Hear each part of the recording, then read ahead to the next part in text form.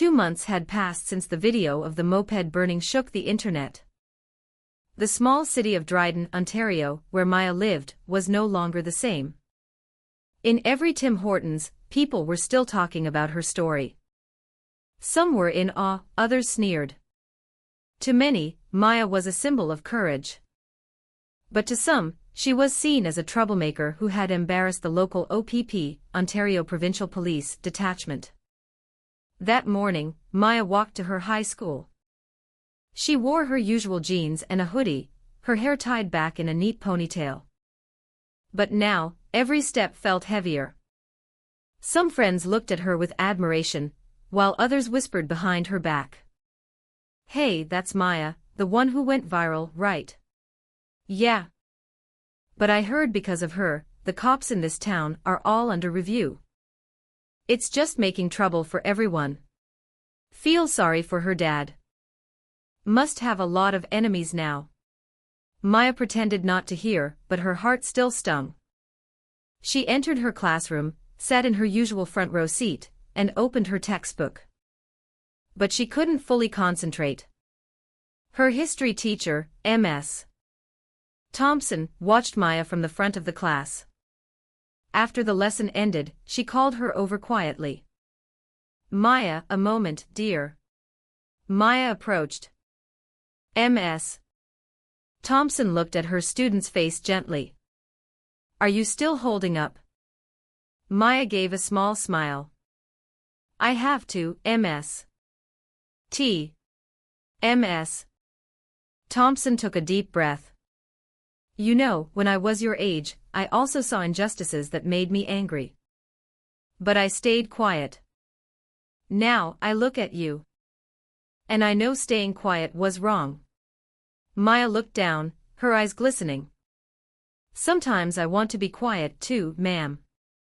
But every time I remember that moped being set on fire right in front of me, I can't just pretend to forget." Ms. Thompson patted her shoulder. "Don't be afraid to be right. The world is hard on honest people. But honest people always leave a mark." A few days later, Maya received an invitation letter from the Ontario Human Rights Commission, OHRC. They wanted her to be a speaker at their Youth Voices for Justice event in Thunder Bay. Her father, Mr. Sharma, was surprised when he read the letter. "A speaker? You, Maya?" Maya smiled uncertainly. "I've never spoken in front of a crowd before, Dad. But if this can help make people aware, I want to try." The day arrived. The auditorium at Lakehead University was filled with students, journalists, and community members. In front of a large banner that read, "Justice Never Sleeps," Maya stood at the podium, her hands trembling slightly. Cameras were pointed at her from every direction. She took a deep breath and began to speak. "My name is Maya Sharma. I'm not an activist, not a politician. I'm just a regular high school student who lost her moped because I refused to pay a cash fine to a police officer. I was terrified that day. But I was more terrified of what would happen if I stayed silent. Because silence means I agree that regular people don't have rights. I want this country to be a place where people can be honest without being punished, where they can refuse a shakedown without losing everything. If the courage of one teenager can change even a small part of a broken system, then the fight wasn't for nothing." Thunderous applause erupted. Some gave a standing ovation, some wiped away tears. From that day on, Maya's name became known nationally. Many media outlets wrote about her. Several educational institutions even invited her as a youth anti-corruption symbol. But not everyone came with sincere intentions. One afternoon, a man in a sharp suit came to their house.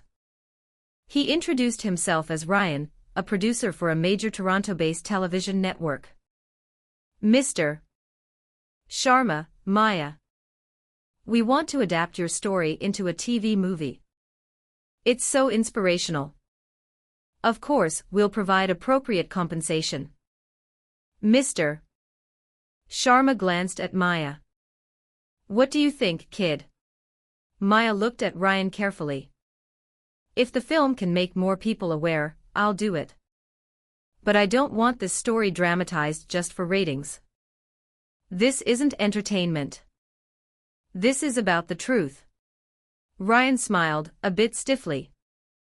Of course, of course. We'll protect the moral message. However, when the movie aired a few months later, Maya watched with a sinking heart. Her story was changed. She was portrayed as emotional, rude, and the burning incident was even framed as a misunderstanding. Dad, she said softly in the living room. They changed everything. Mr. Sharma stared at the TV, his jaw tight. That's how it works, kid. The truth in the wrong hands just becomes a tool. After the broadcast, public opinion was split again. Some began to doubt Maya. Maybe the cop wasn't entirely wrong. Even the TV movie said Maya was resisting. Guess they were both at fault. Maya felt exhausted. Social media, which had once supported her, now turned into a place full of vicious comments. That night, she turned off all her notifications and sat on the porch. Was I wrong, Dad? She asked quietly. Her father looked at her with love. You weren't wrong, kid. But the world sometimes doesn't like people who shine a light on the darkness. Because that darkness is comfortable for them. Maya looked up at the stars. If that's the case, then I'll just be a small candle in the middle of it. A few weeks later, Constable Donaldson faced a disciplinary hearing. The news was broadcast on all channels. He was found guilty of misconduct and officially dismissed from the OPP. However, his criminal charges were still moving through the Superior Court. When the judge read the decision, Donaldson hung his head. There was no anger on his face this time, only exhaustion. Outside the courthouse, reporters rushed to interview Maya. Maya, what's your reaction now that the officer has been found guilty? Maya answered softly, I'm not happy to see someone punished. But I'm relieved that the law finally sided with what's right. Another reporter asked, if given the chance, would you forgive him? Maya paused for a moment, then said, I already forgave him on the day my moped was burned. But forgiving doesn't mean forgetting. That answer became a viral quote on social media. People wrote it in their statuses. It was even printed on banners at university protests. Forgiving doesn't mean forgetting. However, Maya's life didn't just return to normal. After the case ended, she began to feel isolated. Some friends kept their distance, afraid of being dragged into the spotlight. One day in the school cafeteria, two of her old friends sat at a different table. Don't sit with Maya, you'll end up on the news. Just leave her. She's famous now. Yeah, but being famous doesn't always look fun, does it? Maya heard it all, but she chose to remain silent. She was learning that daring to fight injustice often meant having the courage to be alone, too. Fortunately, her true best friend, Leah, always stayed by her side.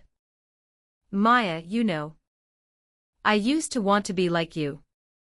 But after seeing everything you went through, I realize being an honest person isn't easy. Maya smiled. If everyone realized that, maybe the world would be a little bit better. Several months passed. Maya graduated from high school with top marks. Many universities offered her scholarships, including from Toronto and Vancouver. However, she chose to study law at the Bor-Alaskan Faculty of Law at Lakehead University in Thunder Bay. When asked by a reporter why she made that choice, she answered simply, I want to study law, not to become a somebody, but so I'll know how to protect regular people, like I was. Those words made many respect her all over again. Several young lawyers even contacted her to volunteer at their free legal aid programs. On one occasion, Maya met Inspector Gagnon again, who had since been promoted. They met at a youth justice seminar in Toronto. Gagnon shook her hand proudly. Did you know, because of your case, we've implemented new ethics retraining for all new recruits at OPPGHQ. Your name is literally in the training module. Maya was shocked. Seriously, sir? Gagnon smiled. Yes. Sometimes change really does start from a wound. But that wound leaves a lesson. Maya looked down, smiling slightly. So, everything that happened wasn't for nothing, was it, sir? No, kid, Gagnon replied. You've already changed something.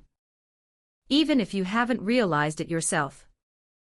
But the story wasn't truly over. One night, Maya received an anonymous letter. Inside the envelope, there was just a slip of paper with words written on it. Thank you. Because of you, I had the courage to refuse an illegal fine on the highway yesterday. The cop was angry, but I wasn't afraid anymore. The morning air in the Kenora OPP detachment felt heavy. Unlike usual, the atmosphere was tense. Constable Matthews arrived looking exhausted. He hadn't slept all night. Every time he closed his eyes, the face of Chantal appeared, her eyes flashing, her voice echoing in his head. Tomorrow morning, the truth will come on its own. Don't be too late to apologize. He tried to shake the thought but failed. In the duty room, Constable Brody also looked pale. Matthews. The lights in the office flickered off again last night. I heard a sound, like someone crying, coming from the holding cell, he said quietly. You're imagining things, Brody. Don't say weird stuff, Matthews snapped back, but his tone was uncertain. They walked toward the holding cells. When Matthews opened the door, he was startled. Chantal was sitting calmly in the corner, but in front of her, the steel bars of the cell looked slightly bent, as if from intense pressure. What did you do last night? Matthews demanded, though he sounded more nervous than angry. Prayed, Chantal answered simply. I just asked God to reveal the truth. Her gaze made Matthews fall silent. He shut the door and walked away quickly. Meanwhile, outside the station, a video about the discovery of a necklace box in a dumpster behind Henderson's groceries had spread widely. Local reporters began to arrive at the community market. They interviewed the vendor who found the box. I was shocked, 'cause it looked exactly like the necklace they said was stolen, said a woman who sold produce.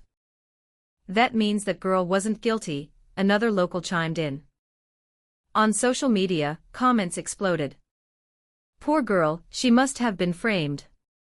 If the police really arrested the wrong person, they have to be held accountable. The news reached the ears of the Crown Attorney, Mr. Wright. He immediately drove to the police station in his official car. His face was hard, holding back emotion. When the dark sedan stopped in front of the detachment, all the officers on duty immediately stood straight. Matthews and Brody, who were in the duty room, looked out nervously. It's Mr. Wright, Brody whispered. Wright strode in without saying much. He went straight to Matthews' desk and stared at him sharply. Where is she? Matthews swallowed. Sir, we were just following procedure. We had evidence, we had a witness. The evidence from the dumpster behind the store, you mean? Wright cut in sharply. Sir, please, just listen. I've heard all of it. The video is viral, and I just got a report. It turns out Henderson's groceries owed Chantal's father money 2 months ago. Brody immediately looked down. Matthews was silent for a long time. Mr. Wright. This might just be a misunderstanding. A misunderstanding. Wright moved closer. His voice was cold. You accused, dragged, and humiliated an innocent woman. Do you realize the consequences of what you've done? Matthews didn't answer. Wright turned and headed for the holding cells. When the door opened, Chantal stood up. Sir, she said softly, but her eyes were calm. Wright looked at her with mixed emotions. Are you all right? I'm okay, sir. I'm just sad. They wouldn't listen. You're getting out of here now. Everything is clear. Wright signed the release forms on the spot, leaving the two constables able to do nothing but watch. But before Chantal actually walked out of the station, Matthews tried to speak. Chantal. We were just doing our jobs. Chantal looked at him for a moment, then replied with a deep calm. If duty has no conscience, sir, it's not duty. It's just blind power. Those words cut deep. Matthews couldn't meet her gaze. From that day on, Chantal and her mother's lives returned to normal. But not for Matthews and Brody. In the following days, strange things began to haunt them both. The first night, Matthews heard footsteps outside his house. When he went out, no one was there. But in the wet mud by his porch, there were small footprints. He ignored it. But the next night, the lights in his house shut off by themselves, and in the reflection of his living room window, he saw the shadow of Chantal, standing still, staring at him expressionlessly. He jerked back and yelled, but the shadow was gone. Brody experienced something similar. While sleeping, he dreamt he was back in the interrogation room. He saw Chantal sitting across from him, staring intently, saying, "You know what that fear feels like, officer. So did I, when you dragged me in without proof." Brody woke up in a cold sweat. But on his nightstand was a single, fresh kale leaf, still damp with dew. The same vegetable that had spilled from Chantal's bag. A few days later, the official investigation concluded. Based on the store's CCTV footage, the real thief wasn't Chantal, but an employee of Henderson's who was working with someone else. They tried to cover up their theft by accusing someone else. The case shook the local public. Mr. Wright demanded full justice and ordered an internal review of the two officers for the wrongful arrest. The media headlines read, "Arrogant police wrongful arrest. Market girl was victim of frame-up." Chantal's name became known. Many locals came to her house to apologize for having accused her. But the girl just smiled and said gently, "I've already forgiven you. The important thing is the truth is out." But even though everyone else was relieved, the two officers could not find peace. One night, Brody, pale and red-eyed from lack of sleep, went to Matthew's house. "Man, I can't take it. Nightmares every night. Sometimes I hear a girl crying right behind me. I'm sure it's her." Matthews sighed heavily. "Me too. But I refuse to believe it's supernatural. We just feel guilty, that's all." Suddenly, a loud, sharp knock echoed at the front door. They looked at each other. "Who's that this late?" Brody mumbled. Matthews opened the door. No one was there. But on the doormat was something. A worn canvas bag filled with root vegetables. And a small, gold necklace resting on top. Matthew's face went pale. Brody backed away slowly. "Matthews. This isn't possible, right?" Matthews stared at the bag for a long time, then kicked it off the porch. "Enough. We're not talking about this. It's just a coincidence." But after that night, they both began to fall ill. Fevers, headaches, constant nightmares. They tried going to the doctor, but all the tests came back normal. Nothing was medically wrong. A few days later, on his family's advice, Brody went to see Elder David, a respected Anishinaabe elder known for his wisdom. "Elder, my friend and I, we think we did a great wrong to an innocent person. And now we feel haunted," Brody said, trembling. Elder David looked at him for a long time. "That disturbance isn't from a spirit, son. It's from your own heart. Guilt is a heavy burden to carry, especially when you haven't asked for forgiveness. But we regret it, Elder. Regret isn't enough, not until you ask for forgiveness from the one you harmed. Brody was silent. That very night, he and Matthews agreed to find Chantal and apologize directly. That morning, Chantal was helping her mother at their small cafe when the two officers arrived. The neighbors watched from a distance. Matthews and Brody were out of uniform. Their faces looked completely different. Tired, remorseful, and afraid. Chantal looked at them calmly. "Can I help you, officers?" she asked gently. Matthews looked down. "We came to apologize. We were wrong. Terribly wrong. We accused you without proof. We've been paying for it." Brody had tears in his eyes. "We beg you to forgive us, Chantal. Our lives haven't been right since that day." Chantal was quiet for a long time, then said softly, "I already forgave you both that night. But remember, justice isn't supposed to be used to scare people. Sirs, if you ever get to be officers again, please use your heart, not your ego." Matthews and Brody wept openly. They bowed their heads and then shook the hand of Chantal's mother, asking for her forgiveness as well. From that day on, the strange occurrences stopped. That afternoon, the summer sun beat down on the small city in northwestern Ontario. The heat was like an ember penetrating the skin. Along the main street, cars and trucks passed by rows of diners, auto shops, and convenience stores. The sound of engines mixed with the calls of vendors at a small outdoor market. Amid the bustle, a high school student in jeans and a t-shirt rode her old moped slowly. On her back hung a canvas bag that read, "Love the planet, reject corruption." Her name was Maya Sharma, 17, a grade 12 student at the local high school. Her hair was in a neat braid, her face calm, but her eyes held a courage unusual for someone her age.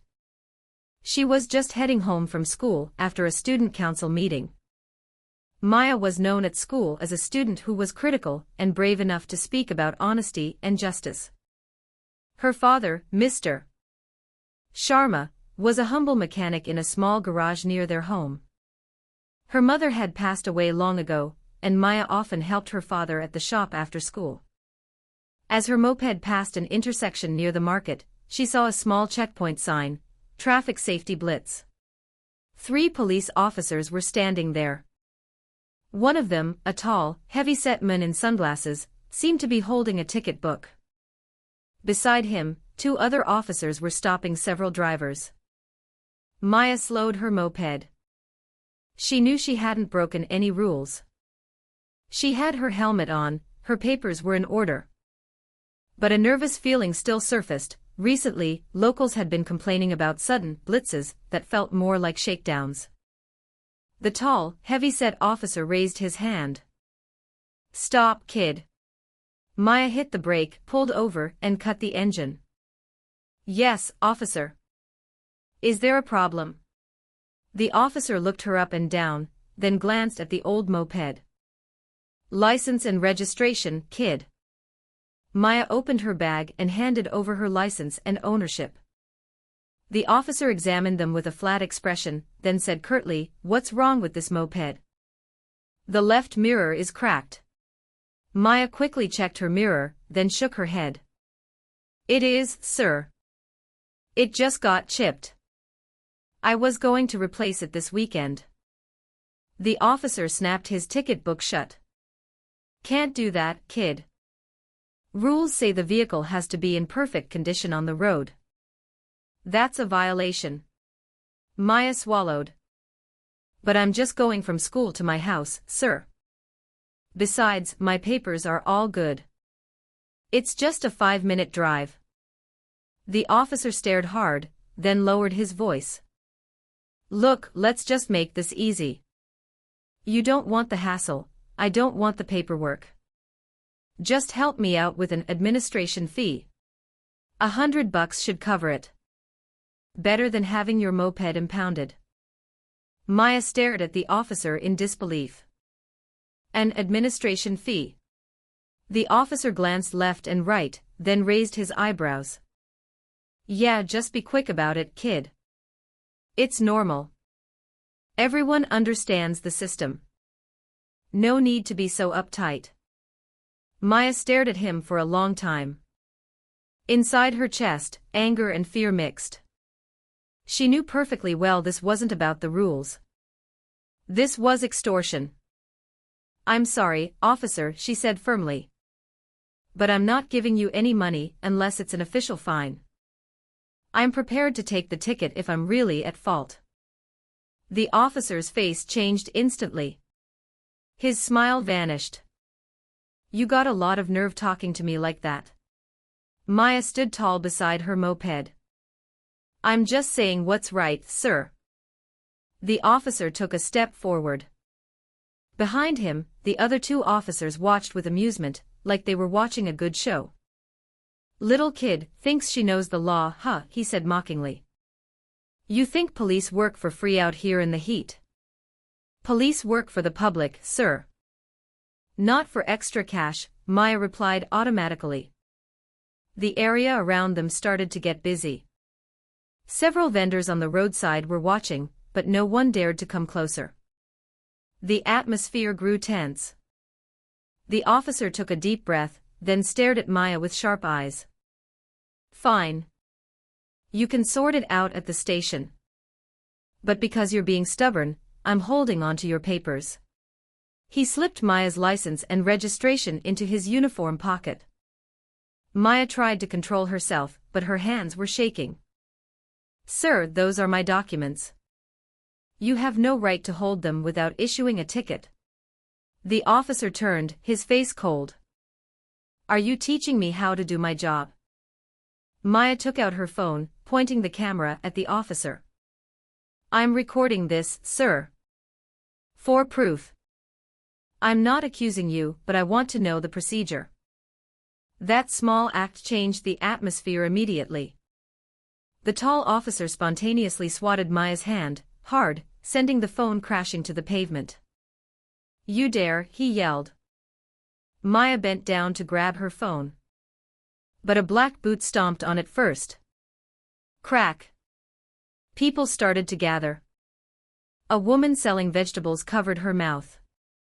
A taxi driver whispered, "Oh, this is bad." The officer got angrier, perhaps embarrassed at being watched by so many. You think you can fight me? Huh? Maya looked at him, her eyes welling up. I'm just asking for justice, sir. Justice, he screamed. He kicked Maya's moped, sending it crashing onto its side. Here's your justice. Gasoline trickled from the tank. The smell of fuel was sharp. The officer took a lighter from his pocket, flicked it on, and with a face full of rage, tossed it onto the moped. Whoosh! The moped was engulfed in flames in the middle of the road. The blaze reflected in Maya's pale face. People screamed in panic, but not one person dared to approach. Maya just stood there. Her tears fell silently. The moped her father had bought with 2 years of savings was now ashes in front of her eyes. The officer turned to the crowd. Anyone interferes, I'll arrest them, he shouted, then walked back to his post, puffing out his chest. Minutes later, the fire burned itself out. Only a charred, black frame remained. Maya knelt on the pavement, her hand trembling as she held the melted key.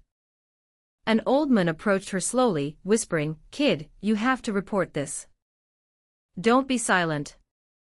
But be careful. That's a powerful man." Maya lifted her face. Her eyes were no longer just crying, there was a fire in them. A different fire than the one that burned her moped. That evening, Maya arrived home, walking. Her father, Mr. Sharma, was fixing an engine in front of his garage. His face immediately tensed when he saw his daughter arrive with swollen eyes, and without her moped. Maya. Where's your moped, kid? Maya looked down. Dad. It was burned. Burned. Mr. Sharma stood up instantly. Who would dare? A police officer, Dad. The garage went silent. The sound of birds chirping outside was suddenly clear. Tell me from the beginning, Mr. Sharma said quietly, but his face was rigid. Maya told him everything, the traffic stop, the extortion demand, the refusal, and the moment her moped was set on fire. She showed him the short video she managed to record before her phone was destroyed. It was only 2 seconds long, but it clearly showed the officer kicking the moped and people screaming.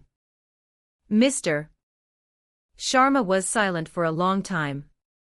His hand gripped a wrench on the table. Did you get the officer's name? His name tag said K. Donaldson. Mr. Sharma let out a long breath. Him. He's been around a long time. A lot of folks don't like him, but nobody's ever been brave enough. Maya looked at her father. If we stay silent, they'll just get braver. Mr. Sharma looked at his daughter's face, still a teenager, but already speaking with the conviction of an adult burned by injustice. His heart trembled, caught between pride and fear. Tonight, we're going to the detachment, he said finally. We're filing a report. Maya nodded, but in a corner of her heart, there was an anxiety she couldn't erase. Because she knew that fighting someone like Donaldson wasn't a small thing in a small town like this. That night at the OPP detachment, the front reception area was quiet. Only a duty officer, yawning at the front desk. Mr. Sharma and Maya arrived, carrying the video evidence and the moped's ownership papers. The officer glanced at them, then said coolly, "What's the report?" "An officer who burned my daughter's moped, Mr. Sharma said calmly but firmly. The officer's head snapped up, looking at them in disbelief. Which officer? The name on his uniform was K. Donaldson. The officer immediately looked nervous. He stood up, then said quietly, "Sir, ma'am. I'd advise you not to blow this kind of thing out of proportion just yet." The next day, the morning air in the small town felt calmer than usual. But in Maya's heart, the storm had not subsided. She sat on her front porch, staring at the empty street. That's where her moped was burned. Now there was only a patch of soot, starting to fade. A scar that was still hard to forget. But good news came faster than she expected. A reporter from the CBC came to her house. "Maya, we want to hear your side of the story directly. You have a lot of sympathy after that video went viral," the man in the black jacket said softly. Maya was nervous at first, but with her father's encouragement, she told him everything from the beginning. The shakedown, the threat, the burning of the moped, and how everyone around stayed silent out of fear. The reporter listened intently, noting every detail. Not long after, the report aired on national television. The headline was stark: "High school student fights police extortion." A small voice that shook the nation. The report ignited public outrage. Social media was flooded with the hashtag Justice for Maya. Many university students held protests, demanding the officer involved be punished. Of those who were once afraid to speak, citizens now began to come forward one by one, admitting that this kind of shakedown had been happening in their area for a long time. That afternoon, 2 black cars pulled up to Maya's house. Several men in professional suits got out, carrying badges from the SIU, Special Investigations Unit. "Ms. Sharma. We're the investigative team from the SIU. We're here to investigate further." "Thank you for having the courage to speak," one of them said. They took her detailed statement, then collected forensic evidence from the burn site. Everything moved quickly, as if there was a strong push from above. Soon, the big news broke. 3 OPP officers, including Constable Donaldson, were officially detained and suspended from duty. That night, the whole community gathered on Maya's front lawn. Small lights illuminated their relieved faces. The local mayor stood up front and said loudly, "This young woman has taught us all the meaning of courage.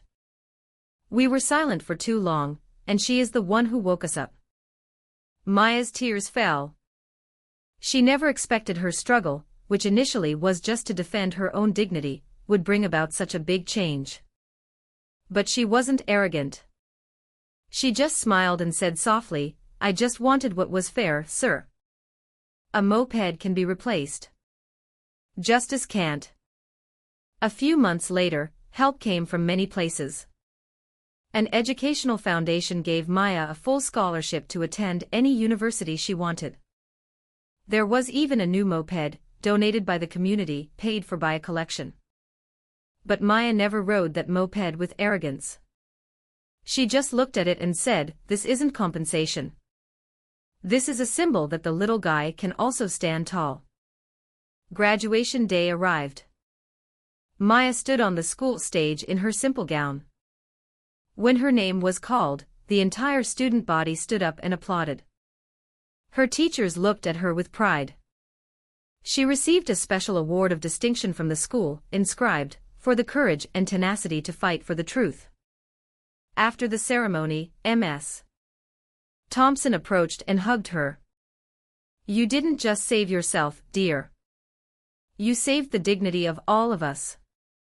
In the distance, Maya looked at the evening sky.